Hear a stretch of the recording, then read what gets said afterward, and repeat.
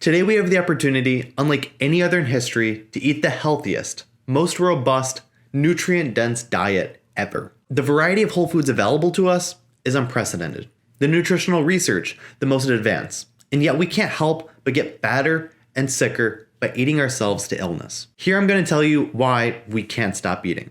So let's get into it. Any Google search, nutritional documentary, or fitness influencer has likely already told you about sugar addiction. The consumption of added sugar leads to cravings for more sugar. Over time, tolerance is built and more consumption is needed to get that same amount of pleasure. And ending this cycle is met with unpleasant withdrawal symptoms, a similar process seen with hard drugs. But what's been less discussed is this has been primarily found within animal models. The evidence in humans for sugar addiction at present is not as compelling, and it may not even be relevant. Besides candy and soda, how many foods are only high in added sugar? Few. It wasn't hard for me to eliminate soda and candy from my diet either, and I don't get a whole lot of pleasure of just eating raw sugar out of a bowl. There are many compelling reasons to limit your consumption of added sugar, but addiction just might not be one of them. High sugar diets have been shown to be addictive within rats, but so have high fat diets. And that gets to the real problem. You're not eating sugar out of a bowl, just like you're not eating butter off of a pan or salt out of a shaker. It's gross.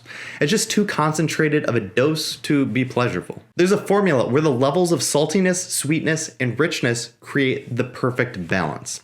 This has been coined the bliss point. Combine the bliss points of salt, sugar, or fat, along with varying textures and flavors, and you get hyperpalatable foods. This is the core of the cafeteria diet. Foods that are engineered to increase appetite, delay satiety, and promote excess calorie intake. Foods that can be just as addictive as drugs. The variety of foods available today that meet these requirements is alarming. Chips, cookies, ice cream, fried foods, and sauces combine the bliss points of salt, sugar, and fat. And there are endless options. Not only are these hyperpalatable foods addictive, but the variety itself has widely been studied as a promoter of increased food intake. Human nature has evolved to maximize the probability of optimal nutrient intake by craving a variety of foods.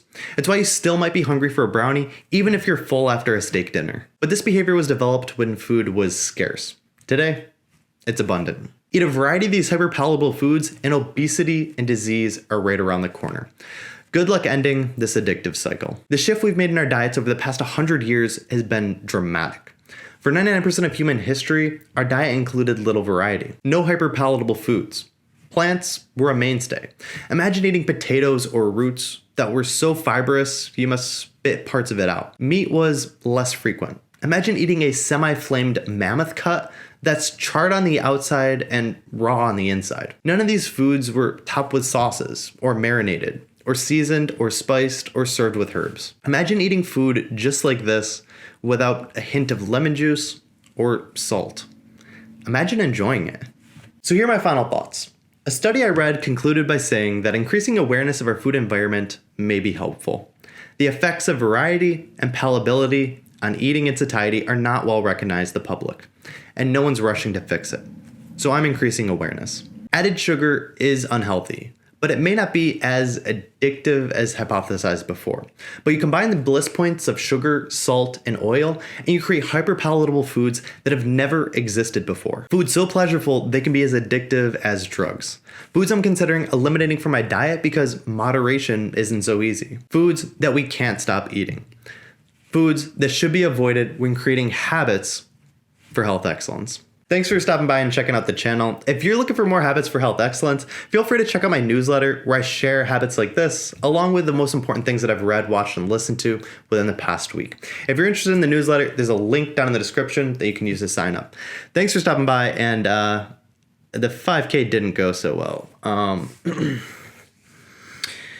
If you're on the newsletter, you'll hear a little bit more about it, but let's say I didn't break 19 minutes, so see you guys next week.